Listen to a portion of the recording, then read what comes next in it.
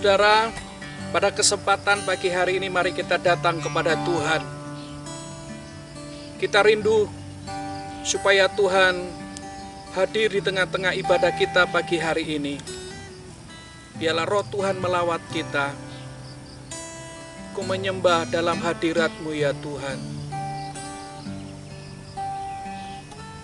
Mari kita siapkan hati kita untuk kita berdoa. Bapa, kami bersyukur atas hari yang Tuhan percayakan kepada kami. Kesempatan pagi ini kami bersekutu di hadirat-Mu. Kiranya Engkau hadir dan melawat kami. Sebab kami merindukan Engkau ya Tuhan dalam segenap hidup kami. Dan biarlah setiap penyembahan, setiap pujian kami menyenangkan hati-Mu. Inilah doa kami, kiranya Engkau melawat kami dimanapun kami berada. Dalam nama Putra-Mu yang tunggal, Tuhan Yesus Kristus, kami sudah berdoa. Amin.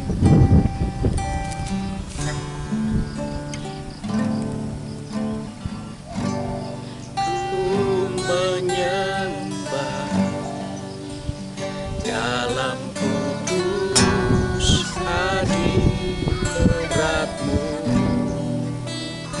yang kiri,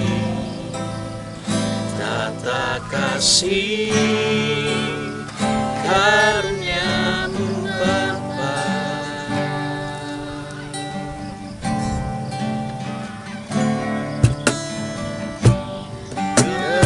Kekuatanku hanya dalam hadirat-Mu, Yesusku. Segalanya aku yakin Kau hadir di sini. Ku rasakan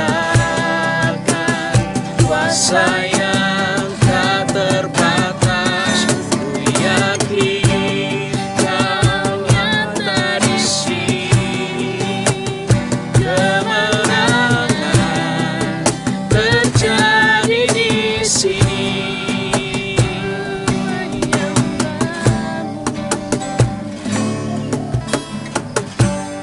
Ku menyembah dalam kudus hadirat-Mu, hampiri tata kasih karunia-Mu Bapa.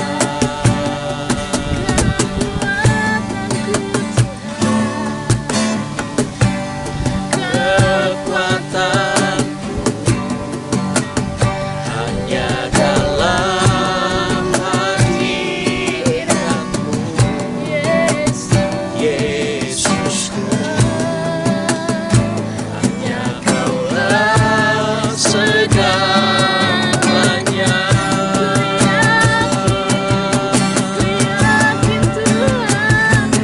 Yakin Kau hadir di sini.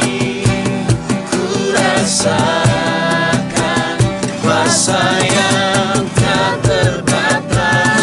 Ku yakin Kau nyata di sini.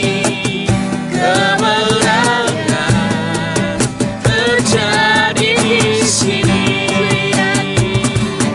Yakin Kau hadir di sini. Ku rasakan kuasa yang tak terbatas. Ku yakin Kau nyata di sini. Kemenangan terjadi di sini. Ku yakin Kau hadir di sini. Ku rasakan kuasa yang tak terbatas. Ku yakin Kau nyata di sini. Kemenangan terjadi di sini.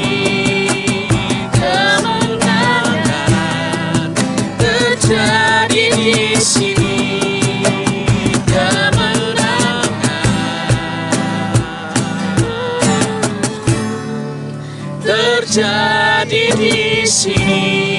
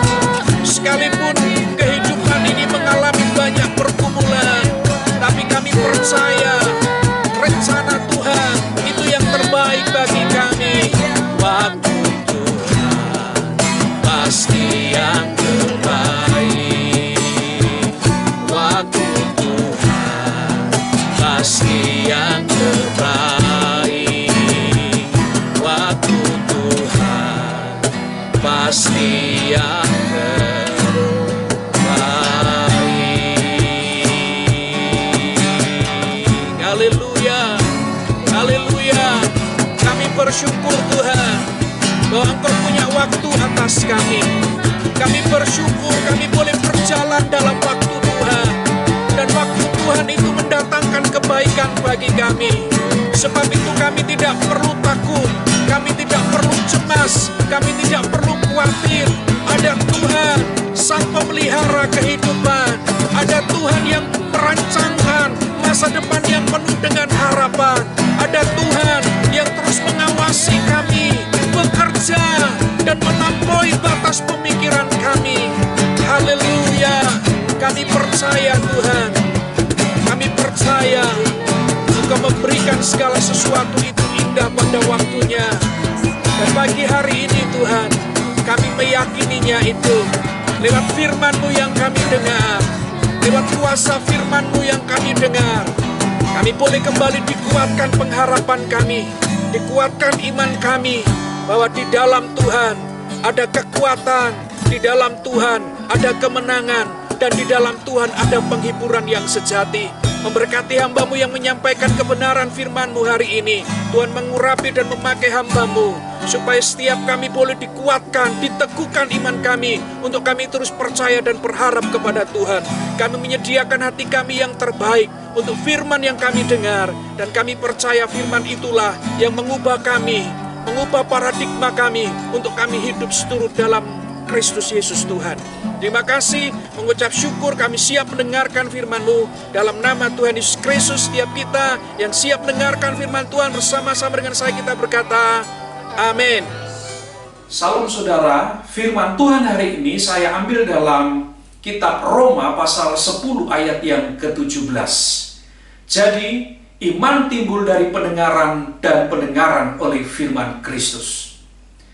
Saudara, kalau kita membaca Alkitab, maka kita seringkali mendengarkan kata iman. Bagaimana Abraham punya iman dan disebut sebagai bapak orang beriman. Bagaimana Nuh punya iman. Kemudian Habil karena imannya dia mempersembahkan persembahan yang berkenan di hadirat Tuhan. Dan kita juga jumpai, saudara, cerita pahlawan-pahlawan iman. Nah, iman ini sangat penting bagi kehidupan orang-orang percaya. Lalu apakah iman itu? Dalam bahasa Ibrani, iman berasal dari kata aman. Sedangkan dari Yunani, iman itu berasal dari kata pistis, yang artinya menaruh kepercayaan atau penyerahan diri kepada seseorang. Dalam hal ini tentunya Tuhan. Nah, saudaraku yang dikasihi oleh Tuhan Yesus Kristus, kalau kita membaca kitab Injil, kita akan menjumpai bagaimana orang-orang yang menaruh iman, bagaimana orang-orang yang menaruh percayanya kepada Kristus, mereka mengalami hal-hal yang luar biasa dalam hidup mereka. Salah satu contoh adalah seorang yang sakit pendarahan 12 tahun. Perempuan ini tentunya selama 12 tahun pasti mencari cara supaya pendarahannya bisa berhenti dan sembuh. Saya yakin ketika dia mendengarkan ada orang berkata di sana ada tabib yang pintar yang bisa mengobati segala penyakit, maka dia pun datang ke sana dengan tujuan supaya sakitnya sembuh. Tetapi ternyata selama belasan tahun itu pun dia belum mendapatkan mujizat dalam hidupnya. Dia sudah mencari pertolongan ke sana kemari. Dia juga bisa saja, saudara, menghabiskan materi yang dia miliki supaya dia sembuh. Tapi kesembuhan itu sepertinya tidak berpihak kepadanya. Sampai pada suatu saat dia mendengar akan perbuatan yang dikerjakan oleh Kristus. Dia mendengar bahwa ada yang namanya Yesus menyatakan perkara-perkara yang hebat. Orang yang sakit sembuh. Sehingga hal itu membuat dia, perempuan yang sakit pendarahan selama 12 tahun ini, menaruh percaya dalam hatinya. Nah, saudara, dalam percayanya itu, dia berkata, asal ku jama jumbai jubahnya, maka aku akan sembuh. Nah, kerinduan perempuan yang pendarahan 12 tahun ini akhirnya terlaksana. Dia bisa bertemu dengan Yesus. Sekalipun dalam kerumunan orang banyak, tapi imannya menyatakan bahwa asal ku jamah jubah-jubahnya, maka aku akan sembuh. Dan benar, saudara, ketika dia menjamah jubah-jubah Yesus, maka sekejap itu juga terjadi mujizat dalam hidupnya. Kenapa? Karena iman, karena percayanya kepada Yesus Kristus. Kalau kita membaca dalam Injil yang lain, di mana ketika Tuhan Yesus menjumpai orang yang berpenyakit kusta, orang ini datang kepada Tuhan dan berkata, "Tuhan, jika Engkau mau, maka aku akan menjadi sembuh." Dan Tuhan Yesus pun berkata, "Jadilah sembuh." Maka saudara, orang yang sakit kusta itu pun menjadi sembuh karena percayanya, karena imannya kepada Yesus Kristus. Kemudian dalam sebuah peristiwa yang lain, Tuhan menyatakan kuasanya kepada orang yang lumpuh, di mana orang yang lumpuh ini dibawa untuk bertemu dengan Yesus. Karena begitu banyak orang yang kepengen ketemu dengan Yesus, yang mengerumuni Yesus, maka orang-orang yang membawa orang lumpuh ini, mereka mengalami kesulitan. Tapi di tengah-tengah kesulitan itu, orang-orang yang membawa orang lumpuh ini tidak menyerah, saudara. Dia mencari jalan dengan dia naik ke plafon dan membuka plafon itu, supaya orang lumpuh itu bisa bertemu dengan Yesus. Dan apa yang terjadi? Karena iman mereka, maka orang yang sudah lumpuh bangun dan berjalan. Saudaraku yang dikasihi oleh Tuhan, dari cerita Alkitab yang sebagian kita dengar hari ini, itu menandakan bahwa iman itu sangat penting dalam kehidupan orang-orang percaya. Rasul Yohanes dalam suratnya menulis bahwa iman itu mengalahkan dunia. Dunia yang begitu kacau, dunia yang berusaha untuk membawa manusia jauh dari Tuhan. Tapi dengan iman, maka itu mampu untuk mengalahkan siasat dunia ini. Saudaraku yang dikasihi oleh Tuhan Yesus Kristus, begitu pentingnya iman yang harus kita miliki sebagai orang-orang percaya. Lalu pertanyaannya, bagaimana kita bisa memperoleh iman tersebut? Ayat yang kita baca tadi dalam Roma 10 ayat 17 dikatakan, jadi iman timbul dari pendengaran dan pendengaran oleh firman Kristus. Kalau kita ingin mendapatkan iman, kalau kita ingin memperoleh iman, maka cuma satu syaratnya, kita harus mendengar. Bukan mendengar kata orang, bukan mendengar gosip tetangga, tetapi yang harus sering kita dengar adalah firman Kristus, firman Allah. Pertanyaannya adalah, dari mana firman Allah itu bisa datang? Dari Alkitab yang kita baca. Karena itu saudara, sebagai orang-orang yang percaya kepada Kristus, membaca Alkitab, merenungkan firman Tuhan, itu sangat penting dalam hidup kita, supaya kita memperoleh iman. Nah saudara, dalam surat yang lain, Paulus berkata begini, bahwa iman timbul dari pembacaan Alkitab dan juga penganiayaan. Penganiayaan yang dihadapi oleh seseorang itu bisa membawa mereka untuk bertumbuh iman dan kepercayaan mereka. Kesulitan yang dihadapi oleh orang-orang percaya bisa membawa mereka untuk terus menaruh pengharapan mereka kepada Kristus. Nah, jika hari-hari ini saudara, kita sedang mengalami kesulitan dalam hidup, maka itulah kesempatan bagi kita untuk mengembangkan iman yang ada dalam diri kita. Itulah kesempatan bagi Tuhan untuk berkarya dalam hidup kita supaya iman kita ini semakin hari semakin bertumbuh. Kalau kita melihat cerita dalam umat-umat perjanjian baru, ternyata penganiayaan yang mereka alami justru membuat mereka semakin bertumbuh iman mereka kepada Kristus. Penganiayaan yang mereka alami membuat mereka semakin bergantung kepada Kristus, semakin percaya kepada Kristus. Dan di sana kita melihat bahwa Kristus semakin diberitakan di atas segala kesulitan dan penganiayaan jemaat mula-mula. Nah, hari ini saudaraku yang dikasihi oleh Tuhan, mari kita memiliki iman. Iman seperti apa yang harus kita miliki? Tentunya iman yang menyelamatkan. Iman yang menyelamatkan itu iman yang seperti apa? Iman yang menyelamatkan adalah iman yang percaya dan menyerahkan sepenuhnya hidup ini kepada Tuhan Yesus Kristus. Apapun yang terjadi dalam hidup ini, kita mempercayai bahwa Yesus Kristus Tuhan berkuasa atas hidup kita dan mengatur kehidupan kita sesuai dengan kehendak dan rencananya. Jadi kita tidak boleh punya iman hanya sebatas iman yang berdasar akal saja, saudara.